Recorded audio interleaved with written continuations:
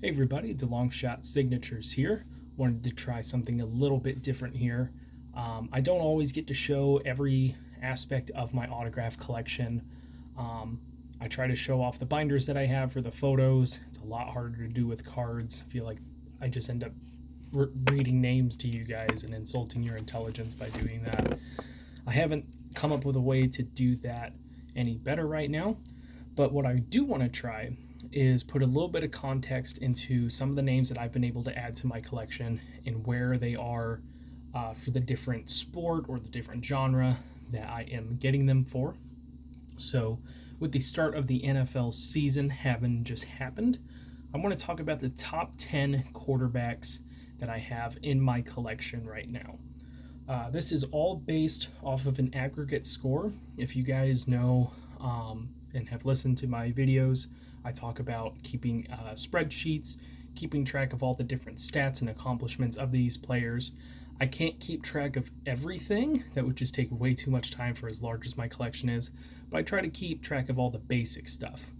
And I put all of that together over the past couple of years to create an aggregated score that takes into account their counting stats and accomplishments, and tries to put it in perspective on who's really like the most accomplished quarterbacks and why is this guy in the Hall of Fame and this one isn't. There's no perfect metric that'll determine whether someone belongs in the Hall of Fame, but I went ahead and gave it my best try. And a lot of these guys that I'm going to be talking about today are in or should be in the Hall of Fame at some point. The discussion can always be had, of course, for those who haven't made it yet, but I'm more than happy with having that conversation with you guys.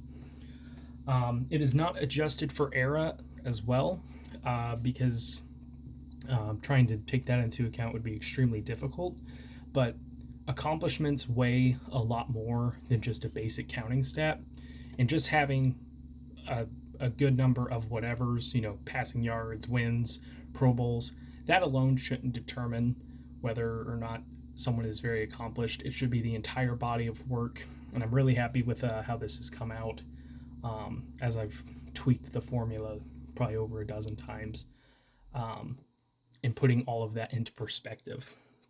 This only includes players that I have autographs of. So for those of you who maybe don't watch my channel all that normally, you might be wondering like, hey, where's Aaron Rodgers? Where's Brett Favre? Where's Tom Brady and all this? I don't have those people's autographs, and if I do, I'm sure that they will bump some of these people down. So before I get into it, I'm going to give a few honorable mentions of people I have in my collection that just missed the cut of making it into the top 10 of my quarterbacks. Joe Theismann, Roman Gabriel, Dan Fouts, Boomer Esiason, and Bob Greasy. Some MVP winners there, and a couple of Hall of Famers just missed the cut. So number 10 in my collection that I have so far is former Bengals quarterback Ken Anderson. His aggregate score has come out to 121.8. He is a four-time Pro Bowler, one-time first-team All-Pro. He was the MVP of the 1981 season, also winning the Offensive Player of the Year award, and is the 1975 Walter Payton Man of the Year award. He ended his career, all of his stats with the Bengals, with 91 wins, 32,838 passing yards, and had 197 touchdowns to 160 interceptions. He is the Bengals' all-time leader in wins and passing yards. He is currently not in the Hall of Fame. He's kind of right there on the edge of... he's definitely been considered many times, many years. And I know of a lot of collectors on here, as well as people that I've seen outside of the autograph community, arguing that he should be in the Pro Football Hall of Fame for being an extremely accomplished quarterback, especially during his time. A couple of things that kind of hurt him is that his counting stats don't really stack up with the all-time greats, even with, if you look at it for his era, he was one of the top passers of his time, but he wasn't like the top or like the second best when it was all said and done. And the lack of Pro Bowls kind of hurts him, but there are Hall of Famers and future Hall of Famers that only made 4 Pro Bowls. The voting process, I don't know exactly how it worked back then, but I know now it's a lot of popularity, and you can be voted to a Pro Bowl and not even attend it and still have that count onto your resume. But very accomplished quarterback, very awesome guy, and this was acquired through the mail. The next quarterback actually played today, and might be a little bit of controversy on this one, but you'll understand if you think about it a little bit. This one I pulled out of a box, and number 9 is Kansas City Chiefs quarterback Patrick Mahomes, who's currently sitting at, if the stats I updated tonight were correct, to an aggregate of a 125.0. So he's a little bit higher up in that aggregated accomplishment score than Ken Anderson by about 4 points. He has also been a 4-time Pro Bowler, has a first-team All-Pro recognition. He won a Super Bowl and was the MVP of that Super Bowl. It was the 2018 MVP and 2018 Offensive Player of the Year. So having that Super Bowl greatly improves Patrick's accomplishments, but I don't believe that a Super Bowl championship or a championship in any sport should define someone's legacy. It should rather cement it and further prove how dominant they were. But a Super Bowl shouldn't be the only thing that determines whether or not, you deserve to be in the Hall of Fame, or if you were just looked back on as a good or great player. What really helps him out, of course, with all that, to be higher up than Ken Anderson, is what he has accomplished in such a short amount of time. He's already at 51 wins, 19,351 passing yards, and then 156 touchdowns to just 37 interceptions. Of course, all those awards early on in his career are going to give him a huge boost. Everything that he does now is just further cementing his legacy, and it'll help us determine, when it's all said and done, where he ranks all time among all the quarterbacks who have played in the game. Is he a top 10 quarterback all time right now? I would say no, but he is definitely well on his way to entering that list sometime in the next few years. Next one is going to be pretty familiar to Patrick Mahomes, as it's the guy he is trying to chase a bunch of the franchise records for. Number 8 is the late Len Dawson. He has finished his career with an aggregate of 141.3. Now, I will give a short disclaimer here. There has been speculation over the years about whether any TTMs that were received from him were ghost signed or not. I'm not 100% sure myself, especially when you pay to get an autograph. You should expect that it comes back real. But I've also been on the other side of that where it hasn't been, if anyone remembers my Lem Barney request the first time. But very, very accomplished player. Hope this is a real autograph. And if I can ever get an authenticated one for a decent price, I will. But Len Dawson finished his pro football career with as a 7-time Pro Bowler, 2-time first team All-Pro, won a Super Bowl, was the Super Bowl MVP that year, was the 1973 Walter Payton Man of the Year award, and he was inducted into the Pro Football Hall of Fame in 1987. He had 94 wins, 28,711 passing yards, 239 touchdowns to 183 interceptions. Most of those were with the Chiefs. He did start off with a couple other teams in his career, but once he made it to the Chiefs, he turned it into a legendary career. He is, of course, the all-time leading passer for the Kansas City Chiefs, and his number 16 was retired by the team. He did pass away in August, unfortunately, but lived a very long, fulfilling life, and fantastic player. Was really glad to add him to the collection. Number 7 is a fellow Hall of Famer who, based off this aggregate, achieved just a little bit more. This is Warren Moon, who finished his career with 142.5 aggregate. And for a little bit of context, the idea of this aggregate score is 100 should be the baseline for consideration to the Hall of Fame. There are, of course, Hall of Famers that fall below that, and, of course, players that have a higher aggregate score just based off of what they accomplished in their career that don't make it into the Hall of Fame. There's no one perfect metric that will determine it, but the idea is 100. You should at least be considered. But Warren Moon had an excellent career, including a CFL career, which he was also inducted into the Hall of Fame for. But for the NFL, he was a 9-time Pro Bowler, the 1990 Offensive Player of the Year, 89 Walter Payton Man of the Year, was inducted into the Pro Football Hall of Fame in 2006, and after winning 5 Grey Cup championships in the CFL, he was inducted into the Canadian Pro Football Hall of Fame in 2001. He finished his career with 102 wins, 49,325 yards, and then a 291 to 233 touchdown to interception ratio. He was part of some very, very exciting, high-scoring offenses with the Oilers in the late 80s and early 90s. He had a fantastic receiving core with guys like Drew Hill, Haywood Jeffries, Curtis Duncan, Ernest Givens, and then some other guys that they ran through that team. His number 1 is retired by the Oilers/Titans franchise, and he holds the yards and touchdown record for the franchise. Steve McNair holds the wins record. Of course, he was able to find himself into the Pro Football Hall of Fame, which generally does not consider any other league other than the NFL or the AFL into its consideration. But just his CFL career is absolutely amazing. It's worth looking into.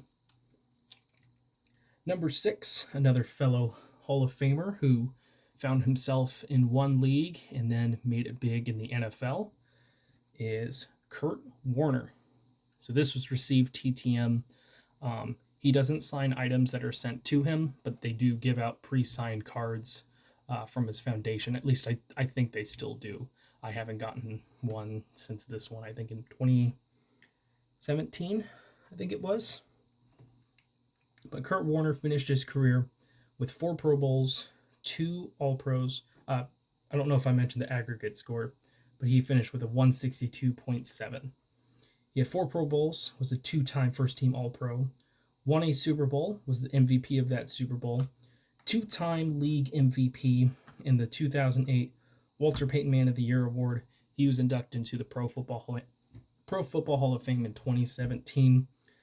Finished his career with 67 wins, 32,344 passing yards, and had 208 to 128 touchdown to interception ratio. This is where it starts getting pretty interesting because he didn't have as long of a career as many modern quarterbacks that eventually make it into the Hall of Fame. So his counting stats are good. They're obviously really good, but are they considered among the all-time greats? Well, according to the Pro Football Hall of Fame, yes, because it's what he did during that time and what he accomplished, not just the stats. But he was the leader of the greatest show on turf, and he made all of those, I think it was 11 total seasons where he played in the NFL. He made them count. So we will move on to number 5, who is a recently retired player. I think this is his 2nd year out of the league, where we could argue kind of the opposite of Warner of this guy has really great stats, and yes, he's very accomplished, but do stats alone make a Hall of Famer? And I think this guy's resume does stack up, but it's a little bit of a curious case of what we're going to be seeing going forward as the NFL turns into an even more of a passing league than it ever has been. But number 5 is Philip Rivers. Added him to the collection via a purchase. I think I got that for like $12 or something off of COMC a while back. He had a career 191.4 aggregate. He was able to achieve that with 8 Pro Bowl selections, and he was the 2013 Comeback Player of the Year. He finished his NFL career with 134 wins, 63,440 yards, 421 touchdown passes to just 209 interceptions. Those numbers alone already put him into a special category of quarterbacks. And I think we're going to see even some of the modern quarterbacks that put up these gaudy numbers eventually fall down the list as the NFL pushes for more games, more rules to benefit the offense, and the players just get better and better every year. Especially with completion percentage, that's going to slowly raise up a bunch of guys' passing numbers. But right now, he sits sixth all time in yards and touchdowns. He also had the second longest Ironman streak for an NFL quarterback with 240 regular season and 12 playoff games, 252 games straight he played. After sitting on the bench for 2 years behind Drew Brees, he took over and never went back, even after tearing an ACL. He played through it, and which is, I believe, part of the reason why he won Comeback Player of the Year in 2013. He is the Chargers' all-time leading passer. Would not be surprised to see them retire his number in the coming years. And, let me know what you think about when he is eligible for the Pro Football Hall of Fame. Some people argue that he doesn't deserve it because, he just put up a bunch of passing stats but didn't win it all. He never won an MVP, and, just not a lot of playoff success. But others would argue that, Super Bowls, like quarterback wins, aren't necessarily a quarterback stat. And you have to consider the fact that he was one of the top passers nearly every single season. Because I remember him as a guy that was a very turnover-prone passer, and he finished most seasons in the double digits for touchdowns, but he made up for that by throwing 25, 30, 35 touchdowns nearly every single season. So I think he'll eventually make it in. I'm not sure about first ballot, but I think it'll be pretty easy for him to make it. Number 4 from the same quarterback class might be the most controversial of future Hall of Fame quarterbacks if he is to make it. But number 4 is Eli Manning. I was actually able to get him a few times, and people believe that he just gave a quick signature towards the end of his career, not the fully written out name. But everything from what I've seen, it looks good. But he finished his career with a 193.2, so just barely above Phillip Rivers on that aggregate score. He only had 4 Pro Bowl appearances, but he did win 2 Super Bowls and was the MVP in both of those Super Bowls. He also, and I thought this was kind of weird, won the 2016 Walter Payton Man of the Year award alongside Larry Fitzgerald. So there were only 3 nominees that were brought to the award show, and 2 of them got to share it, and the third guy just had to sit there. I want to say it was Jordy Nelson was the third guy, but I could be wrong on that. But Eli finished his career with 117 wins, with an equal number of losses, 57,203 passing yards, and 366 touchdowns to 244 interceptions. So he was a good quarterback over most of his career. The end there with the recency bias makes us think that maybe he wasn't as good of a quarterback that he was earlier in his career, and that's for sure. But he had a really decent stretch from 2008 to about 2011, 2012. He was also a turnover-prone quarterback, but he helped his team win. He threw for a bunch of yards, was getting decent number of touchdowns every season. So he was always a good quarterback, but the question is, was he great? Because those New York Giants teams that won Super Bowls were great, and they had a good quarterback with them. So is it, a peak of someone's career should determine whether they've, make the Hall of Fame or not, or is it the overall encompassing of their career? Because I don't want to throw out any conspiracy theories out there, but I feel like the Giants knew that Eli wasn't going to be getting any better, and instead of drafting someone higher up to eventually replace him sooner, I think they kept bringing him out and trying to put as many weapons on the offense around him to help boost his stats. so that by the end of his career he was in the top 10 for everything, and that would help him eventually when it came time for his eligibility with the Pro Football Hall of Fame, might help him get in. That's how I felt during the last few years of his career. I don't know if that's true. They might have just felt like they could have still made one more run at it, like so many teams do that are delusional and probably won't be making it. But let me know what you guys think about Eli Manning's career. Does he deserve to be in the Pro Football Hall of Fame, or is he just going to be an all-time giant?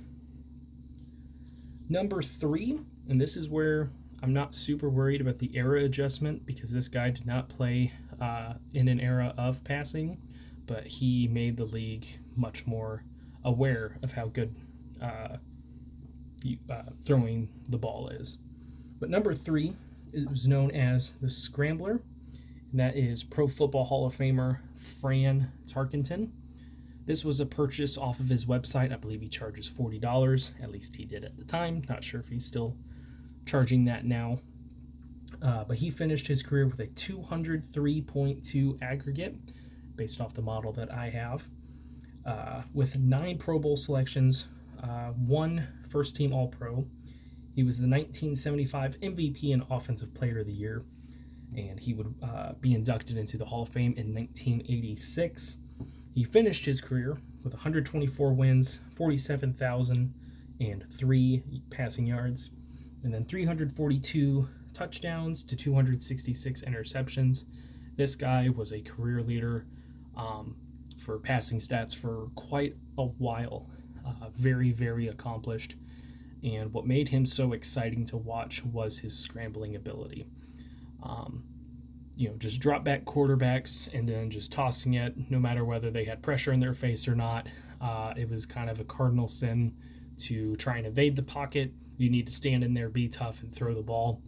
He showed that if you can extend the play, you might get way more out of each drive and each possession than just following that, or just being a running team. There was an episode of Peyton's Places on ESPN that specifically talked about scrambling quarterbacks, and Fran Tarkenton was one of the centerpieces for that episode. Very, very highly recommend it if you have not watched it. Very much enjoyed it. And we're down to the final 2 here. This next one might also be a little bit controversial, but he also played today, not that well. But number 2 in my collection in terms of most accomplished quarterbacks, 10 best quarterbacks, if you want to argue it that way, with a career aggregate score of 223, is Indianapolis Colts quarterback Matt Ryan. I also have, who is that? Kevin O'Connell on this card, who is now the head coach for the Vikings. Nice way to tie all that in there.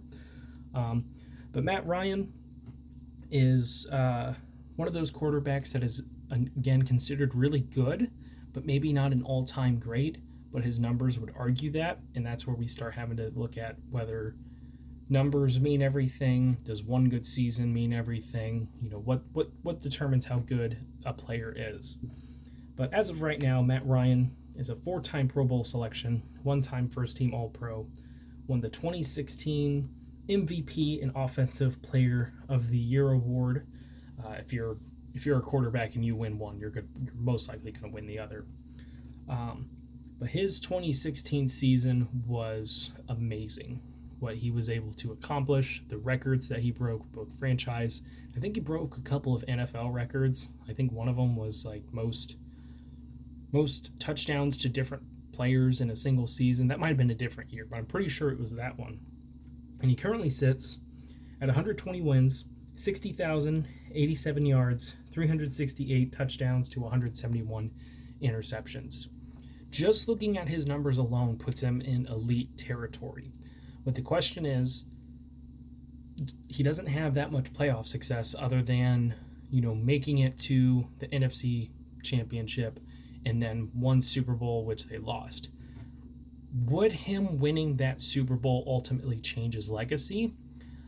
I don't know, because based off of how they lost the game, that has really put a huge black eye on both Matt Ryan and the Atlanta Falcons franchise. They have not been able to overcome that 28-3 blown lead, just in terms of how the sport views them and all the fans. So I don't know if winning a Super Bowl would automatically make him, he's overcome that and now he deserves to be a Hall of Famer, or if he's just one of the all-time great quarterbacks that couldn't get it done. That happens. Dan Marino's in the Hall of Fame. He never won the Super Bowl. Fran Tarkenton never won a Super Bowl. They went to the game. They didn't win it. But at the end of the day, they were, long-time quarterbacks that played at the, highest level for a long time that most people can't. But he is the Falcons' all-time leader in all passing stats, and would not be surprised if they retired his number. And the number one quarterback that I have in my collection, kind of cool to see how this all ties in with Fran Tarkenton tying in with the new head coach of Kevin O'Connell. We're going to keep with the Indianapolis Colts theme with former Colts and Broncos quarterback Peyton Manning. I was able to get his final season in the NFL. Actually, no, I'm wrong about that. I got that in 2014, right at the tail end of the season. I did get him one more time at the beginning of the 2015 season, which would be his last, and he would win his second Super Bowl. But he finishes his career with the highest aggregate of any football player that I currently have in my collection, of a 947.1. His accomplishments outside of just his amazing passing stats are what are driving that up. But his passing stats also don't hurt as well. But he is a 14-time Pro Bowler, which I think is now second all-time. I think Tom Brady finally broke that record. 7-time first-team All-Pro. He won 2 Super Bowls, one of which he was the Super Bowl MVP for. 5 league MVP awards, 2-time Offensive Player of the Year, 2012 Comeback Player of the Year after it looked like his career was probably over with the neck injury. The 2005 Walter Payton Man of the Year award. Just off of that part of the resume alone, Hall of Famer, and he was inducted in 2021. But then you look at his counting stats with 186 wins, 71,940 passing yards, 539 passing touchdowns to 251 interceptions. So Peyton threw a lot of interceptions in his career, but he threw so many touchdowns during that time that we all just kind of forgot about it. I think he's second all-time in interceptions, if I remember correctly. But of course, with that, he is the Colts' all-time leading passer. Don't see that being broken anytime soon. His number 18 was retired by the Colts later on. And I don't know what more can be said about Peyton Manning. Not just the stuff on the field, but the preparation that he put in, the way that he is a coach on the field, and talking to the players. You just saw that he was so heavily invested in football that it didn't matter whether he was going up against other Hall of Famers or the best defense in the league. He would still find ways to beat them. He didn't always do that, and there were a lot of years where he was surrounded by a ton of talent and wasn't able to put it all together. But he also played in an era where some of the other greatest quarterbacks of all time played. Tom Brady, Ben Roethlisberger, Aaron Rodgers. There's so many that I could list here. Matt Ryan, maybe. And everything like that. But what you can't take away is that he is one of the most accomplished quarterbacks that ever was and that likely ever will be. Even with the game expanding more and more and players getting better and better, each generation of players, it's going to be very difficult for people to surpass Peyton Manning and Tom Brady and others like that over their careers. So those are the top 10 quarterbacks that I have in my collection as of right now. I'd be more than happy to do this for other positions, but I do need to get my stuff more organized because it was a little bit difficult finding these. Let me know what you think about this kind of video. If you like this kind of commentary on people's careers, putting perspectives to it, if you'd like to see anything else similar to this. But thank you guys for watching. I really appreciate it. Helps me out a lot. Best luck with your guys' collecting. Take care.